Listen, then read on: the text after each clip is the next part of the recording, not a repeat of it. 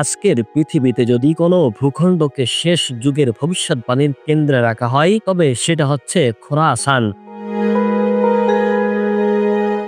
অর্থাৎ বর্তমান আফগানিস্তান ও আশপাশের অঞ্চল। হাদিসে এসেছে খোরাসান থেকে কালো পতাকাবাহী একদল আসবে, যারা ইমাম মাহদির আগমনের পথ প্রস্তুত করবে। কিন্তু প্রশ্ন হলো, এই খোরাসান কি সত্যি আজ প্রস্তুত হচ্ছে? চলুন খোঁজ নিয়ে জেনে নেই শেষ জামানার এক রহস্যময় অধ্যায়ের। খোরাসান বলতে বোঝায় বর্তমানের আফগানিস্তান, পূর্ব ইরান, তাজিকিস্তান এবং পাকিস্তানের কিছু অংশ। হাদিসে এসেছে খোরাসান অঞ্চল থেকে কিছু লোক আলো পতাকা নিয়ে আসবে, তাদের সঙ্গে যোগ দাও, যদিও তা ঘুরে বরফের উপর হেঁটে যেতে হয়। এই হাদিসটির ইঙ্গিত করে খোরাসান থেকেই এক দাওয়াতের সূচনা হবে, যা ইমাম মাহদী আলাইহিস সালামের যুগকে সামনে এগিয়ে নিয়ে যাবে।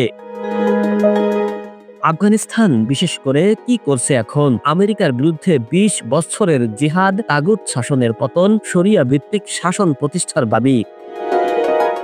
আন্তর্জাতিক মহল যখন তাদের সন্ত্রাসী বলছে, তখন ইসলামী ভবিষ্যৎবাণী বলছে সেখানে হয়তো এক প্রস্তুতি চলছে। তবে আমরা নিশ্চিত না এই কালো পতাকা কি সত্যি সেই ভবিষ্যৎবাণীকৃত পতাকা, নাকি কোনো এক ভিন্ন রাজনৈতিক ব্যবহার। হাদিসের দৃষ্টিতে অনেক গোষ্ঠী কালো পতাকা ব্যবহার করলেও সব গোষ্ঠী মাহদী আলাইহিস সালামের সৈনিক নয়।